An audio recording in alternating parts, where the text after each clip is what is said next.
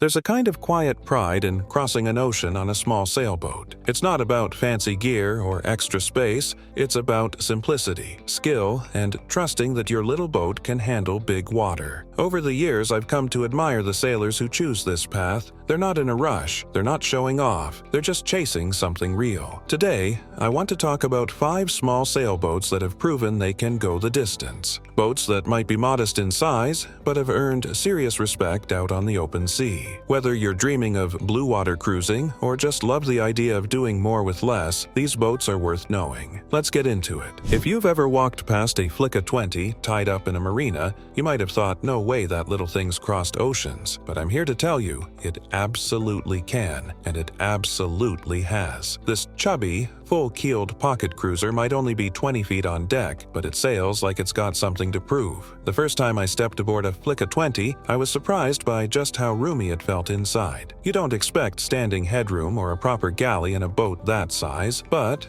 there it is. It's got that clever, efficient design where everything has a place, and every inch works double time. One minute you're brewing coffee, the next you're stretching out with a book, wondering how the heck you're still on a 20-footer. Now, this boat's not going to win any races. It's heavy for its size, with that full keel and stout build. But when you're out in the middle of the ocean, you're not looking for speed. You want something that feels safe, something that'll ride out a blow without drama. And that's where the Flicka 20 really shines. It's stable, dry, and gives you a sense of calm even when the sea turns angry. I've met a handful of solo sailors who've crossed oceans in a Flicka, and every one of them had that same quiet confidence. It's the kind of boat you take when you're in it for the journey, not the destination. You reef early, keep it steady, and trust that this little tank of a sailboat will look after you. There's also a bit of romance to it. Something about sailing across the ocean in a boat barely longer than a pickup truck just fires the imagination. It reminds you that you don't need a $1 million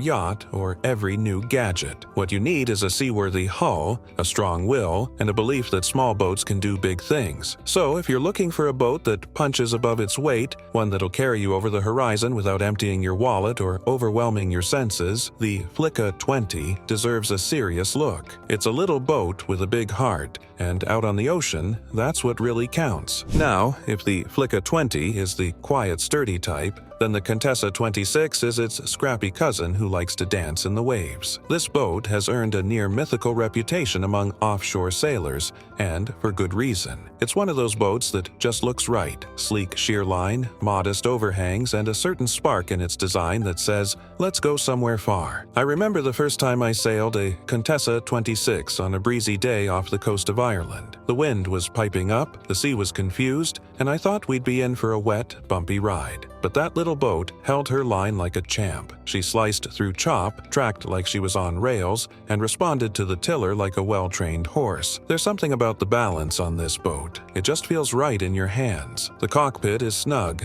no doubt about it. You're not sprawling out with a cold drink and your feet up, but when you're offshore, that snugness becomes a blessing. You're braced, connected, and always within reach of something solid. Below deck, it's tight quarters, especially for modern standards, but everything you need is there. A couple of berths, a simple galley, a place to plan your passage. It's the kind of boat that invites simplicity and keeps distractions to a minimum. One of the most famous Contessa 26 stories comes from Tanya Aby, who circumnavigated the globe solo in one when she was just a teenager. That journey alone sealed the boat's reputation. Since then, countless sailors have crossed oceans, faced storms, and found their sea legs aboard these little legends. It's not just about the build quality, though that's certainly part of it. It's about the confidence this boat gives you. You can head out knowing it won't fall apart when things get rough. It's a sailor's boat, responsive, reliable, and seaworthy in ways that make you feel braver than you really are. I've always said, if you can sail a Contessa 26 well, you can sail just about anything. It teaches you the rhythms of the sea without overwhelming you. It's forgiving when it needs to be, and demanding when you need a nudge. So, if you've got dreams of crossing oceans without breaking the bank or biting off more boat than you can handle, the Contessa 26 is a tried-and-true classic. It's got salt in its bones and wind in its soul, and once you've sailed one, you'll understand why it's still so beloved by the Bluewater crowd.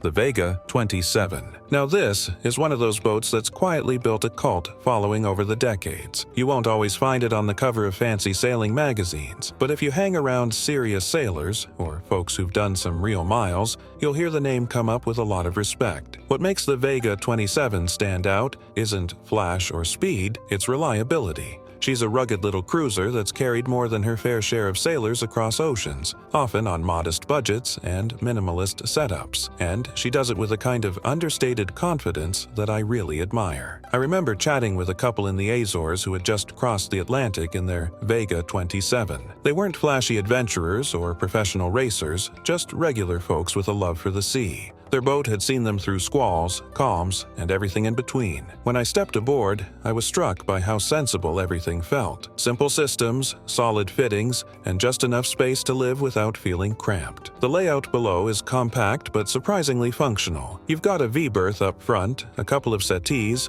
and a little galley that lets you cook up something hot when the weather turns cool. The head's tucked in smartly, and there's storage enough if you pack with purpose. It's not luxury living, but it's got a warm, practical charm that grows on you. Out at sea, the Vega 27 performs like a seasoned old sailor, steady, deliberate, and unshaken by a bit of weather. The full keel and balanced rig give it a solid feel, and while you're not breaking any speed records, you're moving reliably, day after day, and when it starts blowing, you reef down, stay conservative, and trust the hull to do its job. She's been tested in serious conditions, and time after time she's come through. What really stands out is the community around this boat. There are Vega sailors scattered all over the world, sharing tips, stories, and upgrades. It's a boat that brings people together. Folks who sail a Vega 27 tend to be the thoughtful, self-reliant type who value experience over status. They know that you don't need a huge boat to have a huge adventure. So, if you're dreaming of Bluewater cruising but want something affordable, proven, and full of character, the Vega 27 should definitely be on your radar. It's one of those boats that quietly gets the job done, and when you're thousands of miles from shore, that's exactly the kind of companion you want. Now, if you're after a small boat that feels like a big one in all the right ways, the Pacific Seacraft Dana 24 is a true standout. This is a boat built with serious ocean miles in mind. Solid glass, full keel, and enough displacement to feel steady underfoot, even when the sea's acting up. The first time I set eyes on a Dana, she was sitting pretty at anchor off the coast of Maine. Compact and tidy, sure, but there was something about her lines that just looked ready. She had that let's go anywhere look, like she'd been places and was itching to head back out. When I got a chance to sail one later, I realized that look wasn't just for show. Underway, the Dana moves with a certain grace. She's not quick off the line, but once she finds her groove, she just keeps going. Tracking well, heeling comfortably, and making you feel like the boat is on your side. It's a surprisingly dry ride too, thanks to that high bow and generous freeboard. You stay in the boat,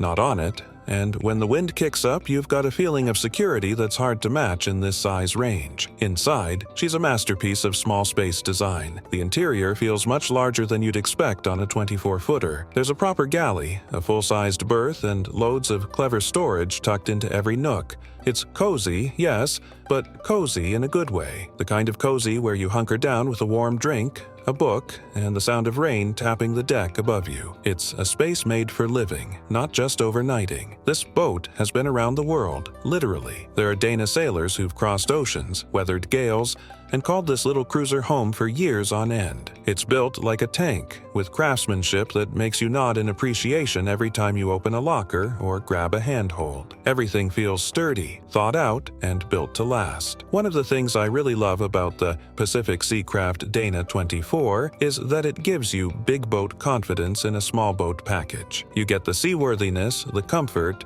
and the pride of ownership, all without the headaches of a 40-footer. She's the kind of boat that turns heads in anchorages and makes you feel proud to call her yours. If you're looking for a small cruiser that can take you far, carry you safely, and wrap you in a feeling of home, the Dana is hard to beat. She's a true little ship, through and through. There's a certain kind of beauty in boats like the Cape Dory 25D. You know the type, classic lines, tiller in hand, and that salty charm that makes even non-sailors stop and admire. But don't let her good looks fool you. This is one tough little cruiser with serious offshore offshore pedigree. The first time I sailed a Cape Dory 25D, I was immediately struck by how solid she felt. That full keel and long waterline give her a steady, predictable motion, the kind of ride that makes long passages feel just a little shorter. You can helm her all day and not feel beat up at the end of it. She tracks straight, takes gusts in stride, and gives you time to think, plan, and enjoy the rhythm of the sea. She's a bit traditional in feel, no flashy innovations or radical shapes, but that's exactly what gives her so much charm. This is a boat built to sail, to last, and to look after you when the horizon disappears behind a wall of spray. Step down below, and you'll find a warm, inviting space that feels more like a cozy cabin than the inside of a sailboat. The use of teak and thoughtful design give it a homey feel, and while it's compact, it's incredibly well organized. You've got a forward V-berth, a settee or two, a little galley with enough room to cook up a hearty stew, and even a dedicated nav station. There's a marine head with a bit of privacy, no small thing on a boat of this size. One thing that really stands out is the feeling of safety and security. Everything is within reach, and there's always a solid handhold nearby. When you're out in rough weather, and trust me, this boat can handle it, that feeling of being braced in and well supported becomes priceless. It's a boat that encourages you to slow down, reef early, and sail with purpose, not to rush, but to enjoy every mile. I've met a handful of sailors who've taken their Cape Dory 25D far beyond the coastal waters she was first known for. One guy I met had sailed his down the eastern seaboard, through the Caribbean, and halfway across the Pacific. He told me he never once felt like he'd outgrown her, just that he'd grown into her. That says a lot. This boat has character. You feel it when you grab the tiller, when you crawl into your bunk at anchor, and when you look back at her riding confidently at her mooring after a long sail. She's the kind of boat you form a real bond with, the kind that becomes more than just fiberglass and wood. She becomes a part of the journey and part of you. So if you're looking for a small, beautiful, and capable cruiser with a big heart and timeless style, the Cape Dory 25D might just be your perfect match. She'll take care of you out there and look good doing it. So there you go. 5 small sailboats that have crossed oceans and earned their stripes. They're not big, but they've got heart, and that's what really matters out there. If you've got the dream and the drive, one of these little legends might just take you farther than you ever imagined. See you out on the water.